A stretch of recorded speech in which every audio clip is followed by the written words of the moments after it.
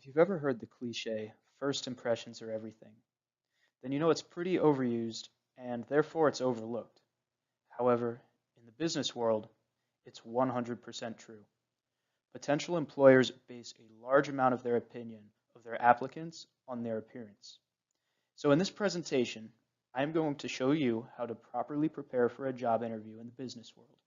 So all you're going to need is access to a suit and the proper tools for some good hygiene. And proper business attire and genders. I'm going to start by discussing proper male attire and get to the women in a bit. In the picture here, you will notice the fundamentals of proper attire for men.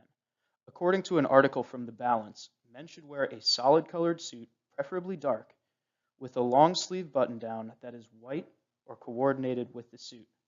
A tie, belt, dress shoes, and little to no jewelry is recommended. Remember to be clean cut and clean shaven. After all, the interviewer should be looking at your face and not your well put together appearance. If you have all the components for a good suit doesn't mean you have it put together well. Here are some specific details to ensure it looks good. As for the suit vest and briefcase, sure, they look nice, but they're optional, so you don't have to go out of your way to get them. Now, onto proper attire for women. Women's business attire is a little more complicated, and it varies, but let's jump into it. The different preferences for fashion, business attire for women can vary quite a bit.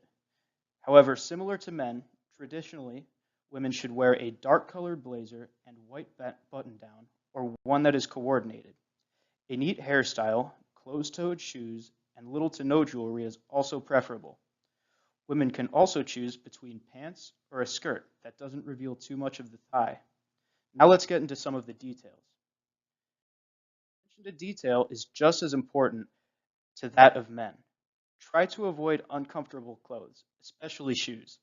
The last thing you want is to be more focused on cramped up feet than the interview.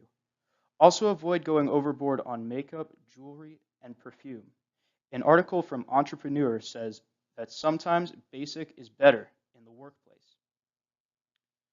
So now that we've covered the proper attire for both genders, have you ever wondered what the person interviewing you thinks about when they see you for the first time? Well, here's your answer. Ask the chief executive of a financial advising company what he thinks about attire for an interview.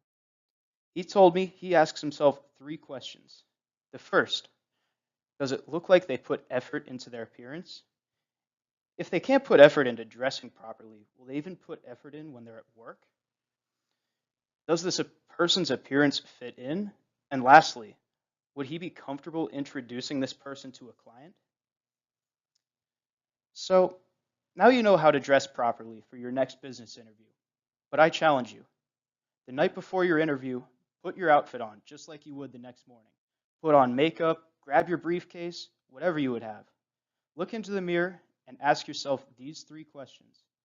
If you can answer yes for all 3, then you're ready.